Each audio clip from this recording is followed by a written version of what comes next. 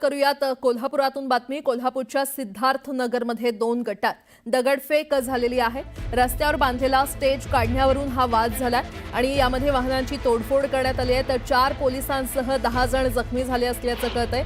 पोलिसांना परिस्थितीवर नियंत्रण मिळवण्यात सध्या यश आलंय। सिद्धार्थ नगरमध्ये पोलिसांचा मोठा बंदोबस्त देखील आता तैनात करण्यात आलेला आहे। कोल्हापूरमध्ये ही घटना घडलेली आहे। रस्त्यावर बांधलेला स्टेज काढण्यावरून हा वाद झाला। 2 गटात हा वाद झालाय आणि सिद्धार्थ नगरमध्ये 2 गटात दगडफेक करण्यात आलेली आहे। वाहनांची देखील तोडफोड करण्यात आली असल्याचं कळतंय। यामध्ये 4 पोलिसांसह 10 जण जखमी झालेले आहेत।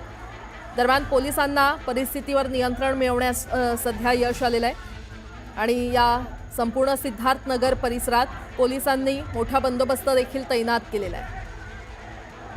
अधिक माहिती देत आहेत आमचे प्रतिनिधी ज्ञानेश्वर साळोखे आपल्यासोबत जोडले गेलेले आहेत। ज्ञानेश्वर, नेमकं काय घडलंय?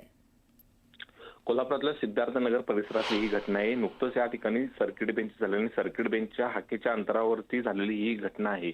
या ठिकाणी पाहायला गेलं तर एका तरुण मंडळाचा वर्धापन दिनाचा कार्यक्रम होता आणि त्या वर्धापन दिनाच्या कार्यक्रमानिमित्त या ठिकाणी स्टेज आणि कमान उभारण्यात आली होती। मात्र इथल्याच बाजूच्या एका तरुण मंडळाचा त्या कमान आणि स्टेजवरती आक्षेप होता आणि त्या अनुषंगाने त्यांनी लक्ष्मीपुरी पोलिसांमध्ये या संदर्भातली तक्रार दिली होती। त्यावरून काल दिवसभर या परिसरामध्ये ही धुसफूस सुरू होती। पोलिसांनी बंदोबस्त सुद्धा तैनात केला होता।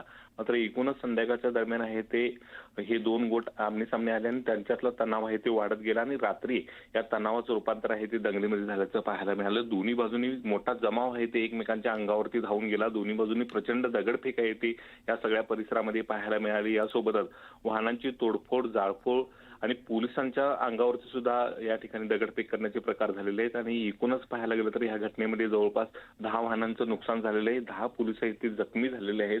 या सगळ्या घटनेनंतर आहे ते तात्काळ या ठिकाणी जादाची कुमक मागवण्यात आली आणि त्यानंतर परिस्थिती नियंत्रणात आणण्यामध्ये पोलिसांना यश आले। मात्र एकूणच या घटनेनंतर या ठिकाणी सध्या तणावाचं वातावरण आहे ते सकाळपासूनच पाहायला मिळते।